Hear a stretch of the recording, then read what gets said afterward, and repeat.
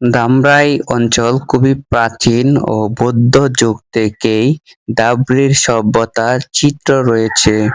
মুঘল ও British আমলের এখানে মুসলিম ও কাঁসা শিল্প, ব্রাস ও মেটাল কার্ভ বিখ্যাত ছিল।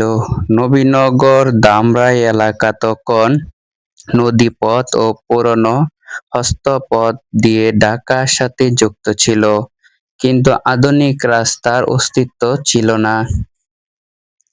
আধুনিক সড়কের শুরু ঢাকা-আরিচা মহাসড়কের মূল নির্মাণ শুরু হয় ১৯৬০ সালের দিকে পাকিস্তান আমলে।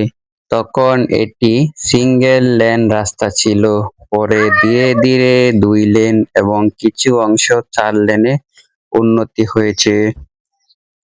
নবীনগর ধামরাই অংশ এই সেকশন মহাসড়কের গুরুত্বপূর্ণ অংশ। ১৯৭০-এর দশক থেকে এটি ঢাকার উত্তর-পশ্চিমাঞ্চলে সাভার, ধামরাই, মানিকগঞ্জ প্রধান যোগাযোগের মাধ্যম হয়ে ওঠে। মুক্তিযুদ্ধের সময় ১৯৭১ নবীনগর এলাকায় পাকিস্তানি ও মিত্রবাহিনীর মধ্যে যুদ্ধ হয়েছিল, যা এই রাস্তার ঐতিহাসিক গুরুত্ব বাড়ায়।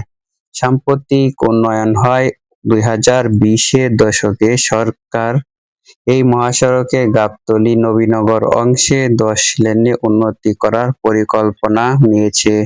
নবীনগর-পাটুরিয়া অংশকে জাপানের সহায়তায় ৪ লেনে উন্নয়ন করা হয়েছে। এলিভেটেড এক্সপ্রেসওয়ে ও অন্যান্য প্রকল্পের কারণে এখন যানজট বেশি হয়। ভবিষ্যতে আরও আধুনিক হবে।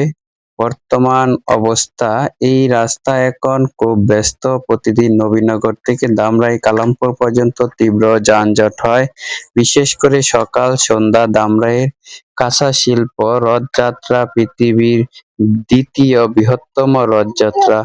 ৪০০ বছর প্লাস বছরের ঐতিহ্য এবং কাছাকাছি জাতীয় স্মৃতিসৌধে যাওয়ার পথ হিসাবে এটি গুরুত্বপূর্ণ ভূমিকা পালন করে।